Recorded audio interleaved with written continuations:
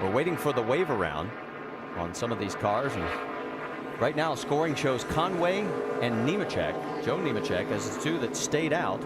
That right there was the only lap Kevin Conway led in his entire stock car racing career. Not just the Cup Series, his entire stock car career. His racing career began as a kid driving multiple forms, from go-karts to motocross to midget cars and more. But the most success he found was driving legends, as at 15 years old, he became the youngest national champion. This caught the attention of NASCAR legend Ernie Irvan, who became a mentor for the young driver. In 2000, he made 5 ASA starts, where unfortunately he DNF'd in his debut. He drove for Stanton Barrett in those 5 starts, where he failed to score a single top 10. Fast forward to 2002, where he made his ARCA Series debut. He drove for his mentor Ernie Irvan, and in those 2 starts, he actually was pretty decent, finishing 13th in his debut at Atlanta after starting 5th,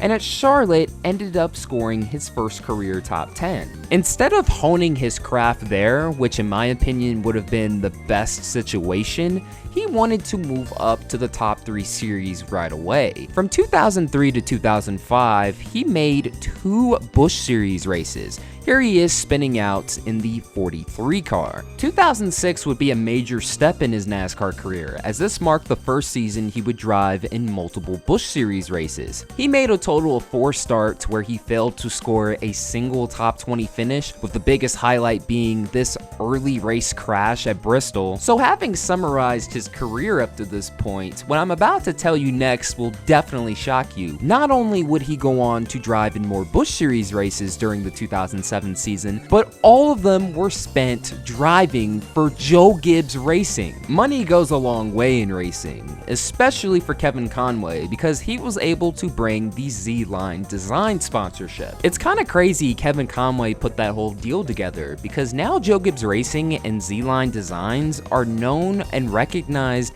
as one of the most successful team sponsorship duos in NASCAR history. So many races won in the now called NASCAR Xfinity Series, with Kyle Busch winning the championship in 2009. Now, as for Kevin Conway, in his select starts for them in 2007, how did he do? The 18 of Conway. Go to the garage, guys. Let's check it out, see what we got. There's the contact there, the 18 and the 4. Yeah, the 18 gets right in the left rear quarter panel of the 4, turns him sideways, turns him around, and then all these guys know where to go. Kevin Conway doesn't have a lot of experience here. It's hard to say, who's going where there. I mean, as Regan Smith, you're trying to get a run off of that corner, and so you're trying to drive straighter off. Well, back in Nashville Superspeedway, the 18 car of Kevin Conway, the Z-Line Designs machine on pit road, under caution here for the 4th time today. And the 20 car also involved. I'll show you what happened here up in turn 4. Looks like the 18 car just slid up a little bit, got in the left rear of the 41, and it just, man, he hit that wall pretty hard. Got some damage there. I tell you what, this whole Z-Line team, they worked their tails off all day, and they've got the car much better. So hopefully we'll have a good car to work up towards the front here and follow some of the veterans that are in front of me and learn as much as I can tonight. All right, buddy, have a good one. We'll talk to you later on. Welcome back to Richmond International Raceway. Under caution for the 2nd time tonight, the 18 car had some pretty heavy contact. Our in-race reporter, Kevin Conway. Here's what happened. It's like Mike Wallace got into the back of Kevin here and just turned him the wrong way into the wall. Here's another look at it. Now, it's a classic case of a fella getting a little bit loose off the corner, backing out of the throttle a bit to correct it. And, you know, you've got such close quarters. Mike Wallace got in the back of him, got him sideways again. Riding with Kevin Conway right here. Almost looks like he may have gotten some contact from behind where that car wiggled. Lost control instantly. Let's see if we can see here, see if he got a little tap. No, he looked like he was by himself, Andy. Looked like he was by himself and just lost the rear end of that race car. Sure jumped right out from under him, though. In 7 starts for Joe Gibbs Racing, he posted zeros across the board for wins, top 5s, and top 10s, and had just an average finish of 29.4 along with 3 DNFs. He couldn't even average a top 20 finish per race with Joe Gibbs Racing.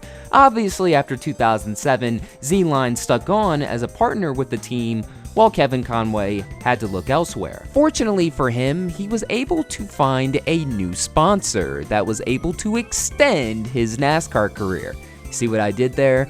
EXTENZE, that's right, the boner pill was able to sponsor him for a few seasons. From 2009 to 2011, he bounced around multiple rides, ranging from the Truck Series to the Cup Series, with the male enhancement pill sponsorship. While he didn't land a ride with any of the top teams, he was able to make a career over the next 3 seasons, driving for multiple underfunded ones. This ranged from TRG Motorsports, Joe Nemechek, Robert Richardson, Front Row Motorsports, and Robbie Gordon. His biggest accomplishment during this time span was winning the 2010 NASCAR Cup Series Rookie of the Year, only because there wasn't anyone else competing for it that season. In 28 starts, he scored an average finish of 32.6, and while his whole EXTENZE era is viewed more as a meme today, at the time, some folks were fed up with him. This Bleacher Report article ripped him to shreds. The continuing saga of Kevin Conway and why talent means less in NASCAR today. Kevin Conway is in no way a bad driver. He is a terrible driver, non-deserving of being in the Cup Series. Oh my gosh. They also talked about Front Row Motorsports suing Conway and EXTENZE over alleged non-payments. All that news came out in September, but by the end of the 2010 season, that December,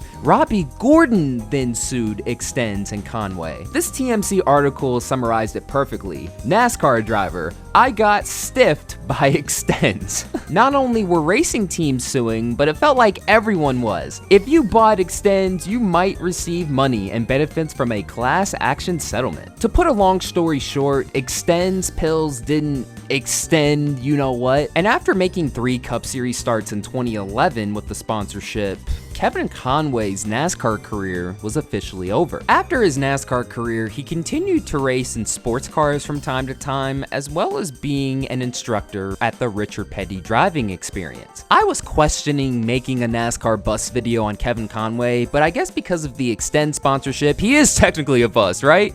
But nah, seriously, I have to put him in the NASCAR bus category because he did find success in racing at a very young age. He had the funds and was able to purchase a ride with one of the top teams for a moment, and in that moment, he did not live up to the hype at all, not even a little bit. And his time in NASCAR is still viewed as one of the worst performances ever, especially his 2010 Rookie of the Year campaign, which is ranked #1 on frontstretch.com as part of a list of the worst rookie seasons in NASCAR history. Because of those factors, as well as the multiple EXTENZE lawsuits, I have to put Kevin Conway as one of the biggest busts in the sport's history.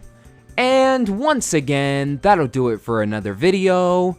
Thank you guys so much for watching. This is Black Flags Matter. Catch you next time.